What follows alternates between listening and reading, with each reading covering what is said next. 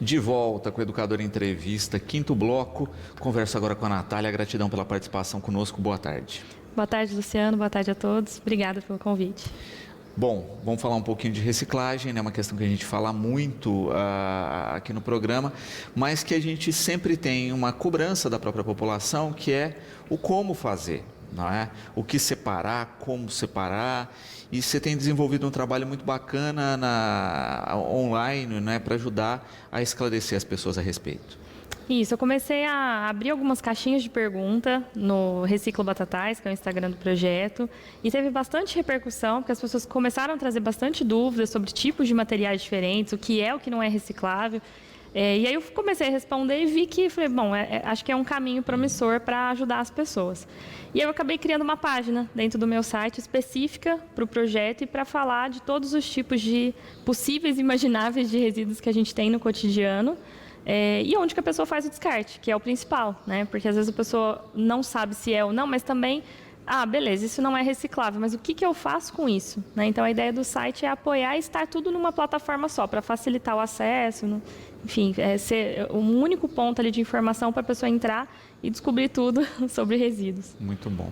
E é importante falar sobre isso justamente porque a gente tem uma dinâmica também nisso, né? Olha, o que está valendo lá também no site, daqui a pouquinho vai ser atualizado, não é? Também tem isso, não é? Quando a gente fala de resíduo, por exemplo, cápsulas, né, de máquina de café. No começo ninguém sabia o que fazer, agora já começa a ter um caminho, mas que a gente sabe que daqui a pouco vai mudar um pouco mais. Sim, inclusive alguns itens eu coloco lá em breve mais informações, porque a ideia é sempre manter atualizado. Cápsulas de café é um dos exemplos, né? Tem algumas marcas que têm os pontos de reciclagem que não é, de coleta, desculpa, que não é em Batatais. Então eu deixei os links para que a pessoa consulte e veja o que é mais próximo para ela levar. Mas tendo informação, conseguindo um ponto aqui em Batatais, vou alimentar o site com essa informação também. E isso acaba sendo uma problemática, né? Porque às vezes a empresa coloca o ciclo reverso aí, coloca pontos, né, de recolhimento, mas que estão muito distantes, né? Ou seja, tá para uma parte da população, mas não para toda ela. Isso. Nas estratégias que eu trabalho, né, com sustentabilidade, a gente tem que sempre facilitar.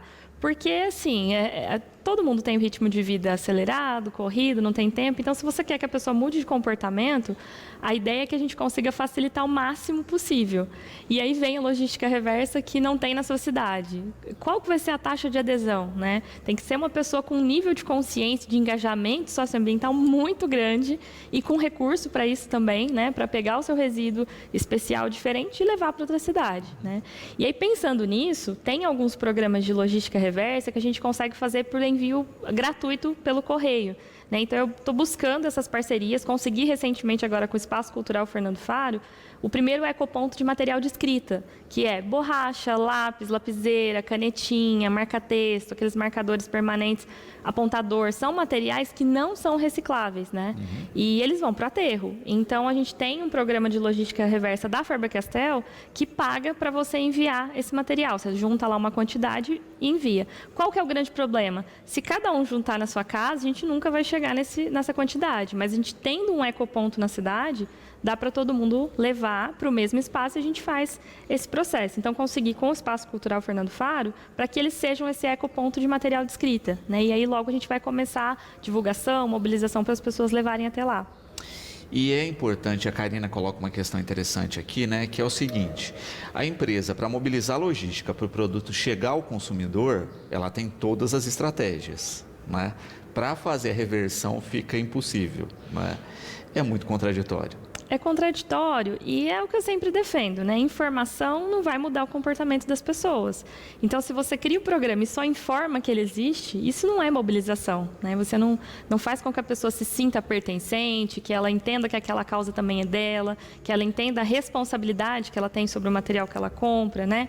Então, tem que pensar várias estratégias, não é uma única que vai funcionar, então tem que pensar várias estratégias e é o que ela coloca, né? Para vender e distribuir, esse processo é feito. Mas na hora de recolher, eles simplesmente lançam o programa e colocam lá, olha, existe o programa, quer participar? Estamos abertos a isso, né? E a gente tem uma adesão muito baixa, né? Então falta esse empurrãozinho e essa facilitação do processo para os consumidores também. E é uma questão que a gente já vivenciou com muita rotina, né? Vou dar 2 exemplos aqui no campo da bebida, né? Então a gente tem lá o famoso casco da cerveja, que sempre fez essa logística, né? Tipo, o caminhão que traz o casco cheio, leva o casco vazio, né? E você tem esse trânsito todo bonitinho. Os refrigerantes eram assim, perderam esse rumo por muito tempo, né? Agora começam a voltar à implementação, quando deviam tomar atitude reversa pontual, né? Olha, a gente não fabrica mais descartável, todo ele agora é retornável, não é? Criando aí, quando a gente pensa no volume de PET existente num curto espaço de tempo, né? Quando a gente pensa em toda a história de consumo de refrigerante, o volume de PET que foi gerado num espaço curtíssimo de tempo é absurdo, não é? Para não se entender que a política do retornável é muito mais interessante. A gente entra naqueles conflitos de interesse, né? Quem é que fabrica a PET? A PET é feita de petróleo, né? Então, assim, quem são os donos do nosso planeta Terra? São os donos de petróleo, né? Hoje é um dos bens mais valoráveis que a gente tem. Então, não é uma questão simplesmente da empresa falar, eu vou produzir retornável, porque provavelmente existe vários tipos de pressão ali, inclusive financeiras, que fazem com que a empresa continue com a PET descartável e não com a retornável, né? Então, por isso que eu falo que a questão dos resíduos ela é muito complexa. Não dá para discutir falando assim, vamos educar as crianças na escola, né? É muito mais complexo que isso, é por isso que eu defendo que a gente precisa pensar junto, né? Responsabilidade compartilhada. Todo mundo que está envolvido com o consumo, descarte, produção, né, distribuição, logística reversa, tem que sentar todo mundo para conversar e pensar em alternativas. Exatamente. E é o que a gente viu em muitos países da Europa, não é? Que tem esse hábito maior aí de ter uma ação comunitária na hora de decisão, não é? Então a gente vê isso, né? Muitos experimentos lá fora que você tem postos de coleta, não é? A gente vê muito da questão da PET mesmo, da garrafa, em que o sujeito vai no mercado, ele coleta lá e ele recebe já um ticket de um valor específico para descontar aí nas suas compras, não é? Então a gente vê uma série de medidas que estimulam o sujeito a fazer, não é? Enquanto aqui a gente não tem quase estímulo nenhum. A grande sacada é a estratégia, né? Você pensar em facilitar o processo. Se a gente começar a olhar para esses exemplos que você traz, todos eles são extremamente fáceis. Aí o que acontece aqui? Vamos dar o exemplo de batatais. A pessoa vai lá, é um sacrifício para a gente colocar na cabeça da pessoa que ela precisa separar e higienizar o material reciclável. Aí ela separa. Aí ela não sabe para quem descartar, ela não conhece os catadores, ela não sabe...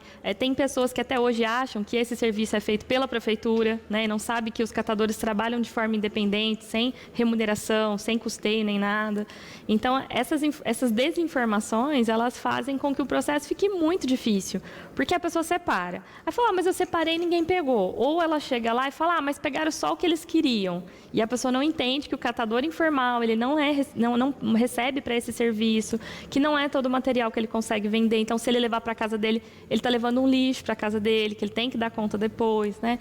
Então, todo esse processo de desinformação, ele dificulta, ele faz com que a ação seja muito difícil. Então, os países mais desenvolvidos nessa questão, o que eles fazem? Facilitam o processo ao máximo, porque a pessoa não tem desculpa para não fazer, né? E aí quem não faz, multa, né? Então aí a chance de funcionar é muito maior realmente. Sem dúvida. E quando se observa, né, toda essa estrutura, a gente estava falando especificamente aí, você tocando no ponto de que às vezes o sujeito não compensa para ele buscar, né? E a gente tem tido muito isso, né? Oscilação nos preços do material, que de fato fica inviável, né? O catador daqui a pouco vai estar pagando para trabalhar. Eles já ganham muito pouco, né? Então, é um número que eu sempre trago aqui, porque eu acompanho mais de 100 catadores há muitos anos aqui na cidade. A maioria dos catadores não chega a meio salário mínimo por mês, né? Trabalhando de domingo a domingo, porque eles não costumam fazer pausa, não. Não pode perder a oportunidade. Então, enquanto eles não estão na rua pegando o material, eles estão em casa, separando para conseguir vender. E aí não chega a meio salário mínimo, né? Se a gente olhar até para a situação da Comar, por exemplo, eles têm uma estrutura, têm o galpão e tudo, mas os custos operacionais também são muito altos. E aí no final eles distribuem, acaba sendo meio salário mínimo para cada um, né? Então, assim, quem vive hoje com meio ou menos de meio salário mínimo. essa é a realidade dos nossos catadores aqui em Batatais. Então, é uma realidade muito difícil e que não dá para a gente ficar condenando quando ele não quer pegar um material que custa 3 centavos o quilo, né? Porque qual que é o sentido, né? Falando do projeto específico, né, quando a gente fala aí de todo o pensamento, ele começa com os seus projetos aí de mestrado, doutorado e da conexão com os catadores. Isso, é um projeto que vem lá de 2017, aí 2018, quando eu entrei no mestrado, passou a fazer parte do meu tema de pesquisa. E nesse trajeto aí foram diversas tentativas, né, diversos erros também. Mas a ideia central do projeto é fazer a inclusão dos catadores, né? Tanto no aspecto de políticas públicas, mais específico, por conta de remuneração e apoio e tudo mais, mas também pensando nesse processo educativo, de sensibilização, de mobilização da população, para entender a importância dos catadores e fazer algum tipo de apoio, né, de valorização desse trabalho tão importante que eles realizam. Também é bacana, né, quando a gente percebe aí, não é, que são pessoas, como a gente colocou, extremamente vulneráveis, fazendo um trabalho extremamente necessário e que a sociedade como um todo ainda não entende o impacto disso e a importância específica aí, não é, de se criar ferramentas para melhorar a qualidade desse trabalho, a qualidade de vida dessas pessoas. Se a gente começar a pensar no aspecto ambiental, puramente, a gente tem um ganho ambiental muito grande quando o catador faz a destinação desse material. Ou seja, quando você pega, por exemplo, a sua PET e ela chega de volta para a indústria, para ser derretida e transformada em outros materiais plásticos, a gente está evitando o consumo da matéria-prima, né? A gente evita que precise gastar tanta água, energia ou recurso em si, no caso o petróleo, para produzir um novo material, né? Então, esse é um dos aspectos. O outro aspecto é o de poluição, porque todo material que não volta para a indústria para ser reaproveitado, derretido, transformado novamente, ele vai ser, no máximo, no melhor cenário, enterrado, né? Que também não é uma situação ideal, porque nosso planeta, uma hora, vai acabar o espaço, né? A população vai crescendo, o consumo vai crescendo até mais rapidamente do que a população em si, e a gente não vai ter espaço para tanto lixo, né? Uhum. E aí tem a questão financeira que entra já nesse bolo aí, que a gente está enterrando dinheiro, porque esses produtos, eles são de muito valor para a indústria, né? Então, a indústria que compra o material para reciclar, ela está economizando recurso financeiro também. Então, além de tudo, é uma estratégia que gera custo para o poder público, porque você tem que pegar esse material e colocar em algum lugar, todo esse processo gera um custo alto e você deixa de ganhar com esse material. E aí, por fim, vem um aspecto mais importante para mim do projeto, que é o social, né? A gente tem pessoas trabalhando com esse material, pessoas sobrevivendo da venda desse material. E essas pessoas que estão na ponta, que são os catadores que vão nas casas, que recolhem o material, são os que menos ganham nesse processo, né? Então, é uma discussão muito complexa para a pessoa que nunca teve contato, porque você tem que começar lá do início, né? Falando do aspecto ambiental, do aspecto econômico, até chegar no aspecto social e ele entender que ninguém está pagando pelo trabalho dos catadores, ninguém. Nós não estamos pagando. Quando a gente paga os nossos impostos, quando a gente paga a taxa do lixo, esse dinheiro não chega para os catadores, né? Então, ninguém está pagando essa conta. E o que eles ganham não é suficiente. Então, alguma coisa tem que ser feita, né? A gente precisa realmente pensar e olhar para isso como uma urgência. Porque se os catadores entrarem de greve, não vou nem falar de greve, né? Vou falar o que está acontecendo em Batatais. Os catadores não estão coletando e todo mundo está sentindo falta disso. Uhum. Mesmo as pessoas que não têm tanto engajamento com a questão de separar resíduo, começa a reclamar, começa a ver que o serviço faz falta, né? Geralmente é assim, a gente percebe quando faz falta, né? Então, é um momento, acho que promissor, para a gente trazer à tona essa questão de valorização do trabalho dos catadores. Exato. E é importantíssimo destacar isso, né? Quando a gente entra na rotina, o serviço está funcionando e etc., nem se percebe que existe o trabalho, não é? A gente vai perceber mesmo na ausência, quando se dá falta. E é lógico que para a gente, não é? E às vezes as pessoas reclamam da sua rotina, que é assim, olha, quer manter lá um cestinho em separado para esse reciclado, quer higienizar, não é? E colocar na rua.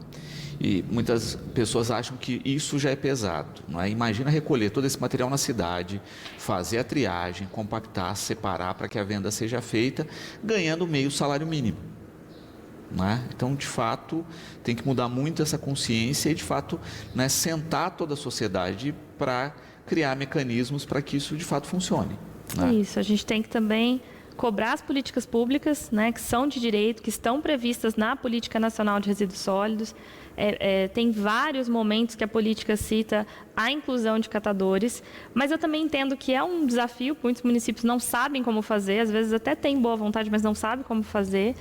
E nesse ponto é que a minha pesquisa contribui bastante, né, que é esse mecanismo de pensar as formas de trazer os catadores informais, para essa política pública chegar até eles, de pensar estratégias de apoiar a documentação, legalização de cooperativas, associação, que esse também é um grande problema em muitos municípios do Brasil, né? Eles têm, por ser pessoas simples, pessoas que muitas vezes não têm um conhecimento técnico da área de administração, eles têm muita dificuldade em lidar com os processos administrativos, né? Então, a gente também precisa pensar políticas públicas para apoiar esses processos, né? A gente tem estruturas públicas que funcionam e que podem dar essa assessoria, né? Então, isso precisa chegar. Então, são muitas questões que permeiam tanto a responsabilidade do poder público, quanto a nossa, enquanto cidadão, lá na nossa casa, fazendo esse mínimo, né? Que é, usei o material, higienizo, tiro todo o resíduo de alimento desse material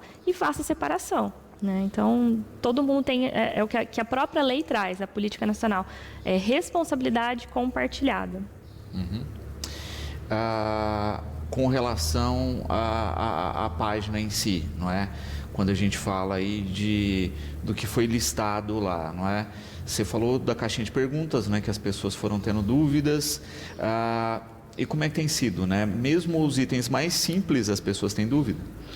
Desde os itens simples que são do cotidiano, né, que geralmente são embalagens de alimentos, de produtos de limpeza, até coisas super complexas que às vezes a gente não pensa. Por exemplo, a cápsula de café, a embalagem de maquiagem, né, que também não é reciclável, o material de escrita, que todo mundo acha que é um plástico, é reciclável e não é. Então, tem assim, perguntas bem diversificadas.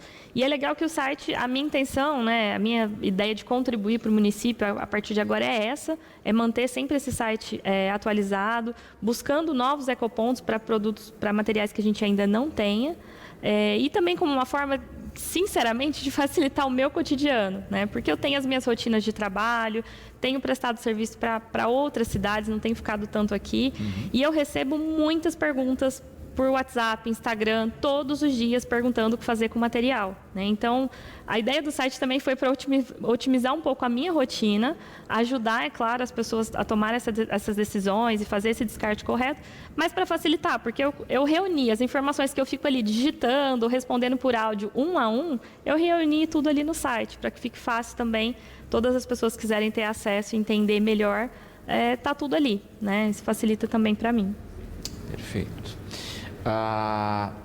Quando você citou o plástico aqui, né, e eu vou aproveitar a questão do Ricardo, que é justamente essa, né? Nem todo plástico é reciclado?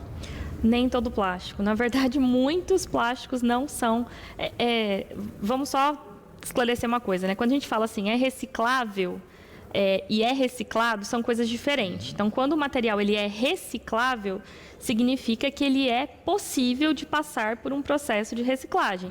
Só que isso não significa que existem indústrias suficientes para dar conta da demanda. Então, tem material que poderia ser reciclado, mas de fato, na prática, não é. Eu vou dar o exemplo da garrafinha do leite Jussara. A garrafinha do leite Jussara é feita de um tipo de material, um tipo de plástico que é reciclável. Só que, como ele tem 3 camadas, a camada do meio ela é preta e as duas, a interna e a externa, branca. Essa camada preta, ela mistura, né? É uma mistura de plásticos. Então, para derreter esse material e transformar em outro, eles só conseguem utilizar para fazer essa mesma camada preta do meio. Ou seja, a quantidade da garrafa inteira é muito maior do que eles precisam para fazer só o miolo. Então, o que eles me justificaram na época que eu entrei em contato é que eles não dão conta de comprar toda a demanda que é produzida, né? O que está errado, mas na prática é o que acontece. E aí tem muitos outros exemplos de outros materiais que não são.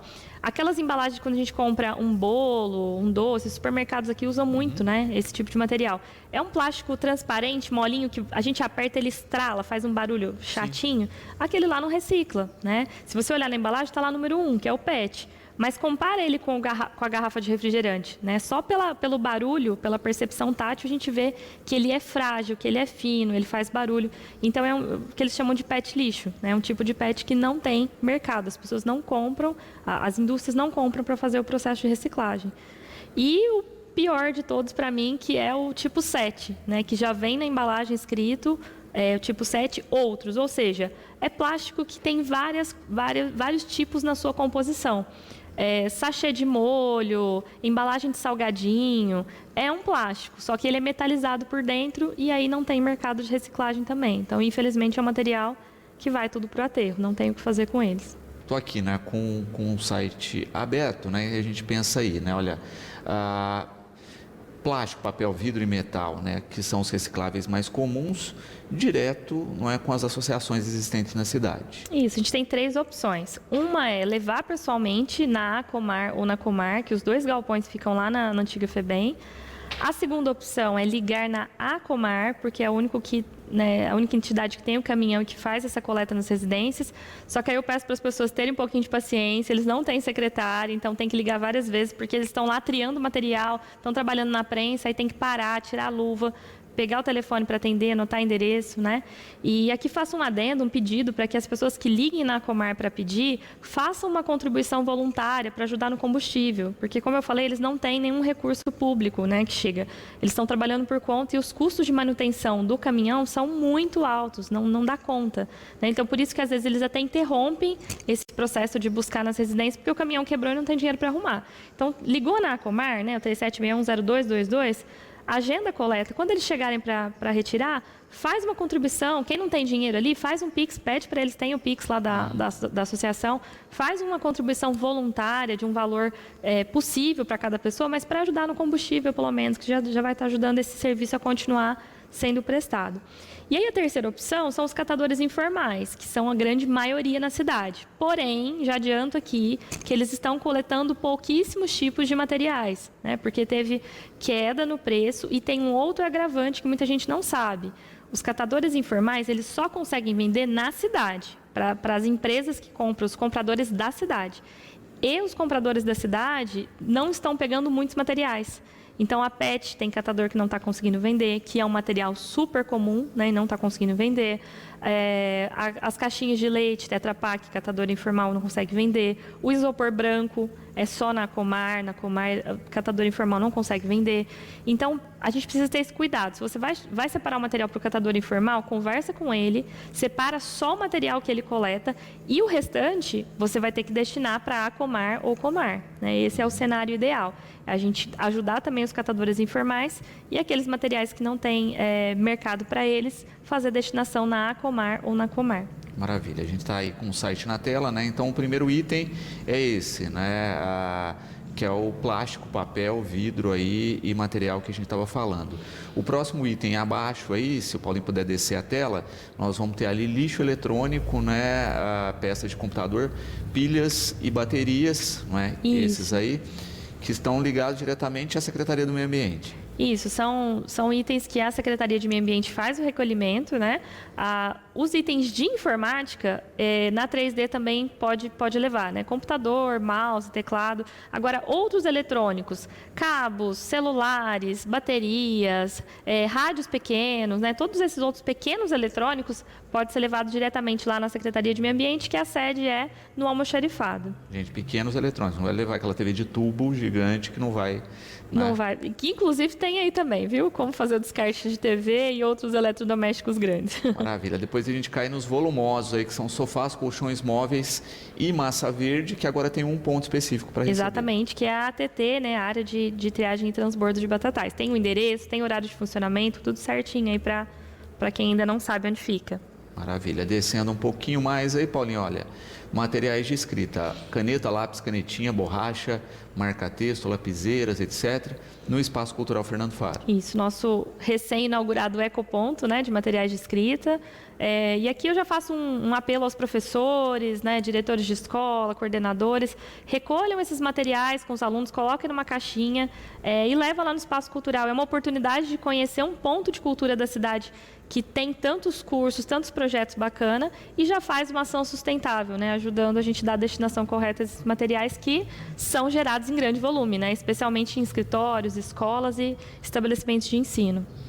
Lâmpadas, né, direto em quem vende. Isso, a lâmpada às vezes vai ter um problema de a pessoa levar e falar assim, não vou receber, né? Mas a Política Nacional de Resíduos Sólidos, ela prevê que esse tipo de material, quem vende é obrigado a dar a destinação correta, né?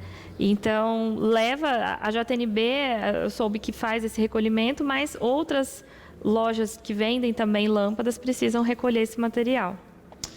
As cartelas de medicamento vazias, não é? A gente lembra aí que não tem projeto específico, seria a Comar ou em algumas farmácias que recolhem. Isso. O blister vazio, existe um rumor na cidade de que tem um projeto que é para o Hospital do Câncer, mas eu confesso que eu já pesquisei, já procurei e eu nunca encontrei quem de fato faz essa ponte, né?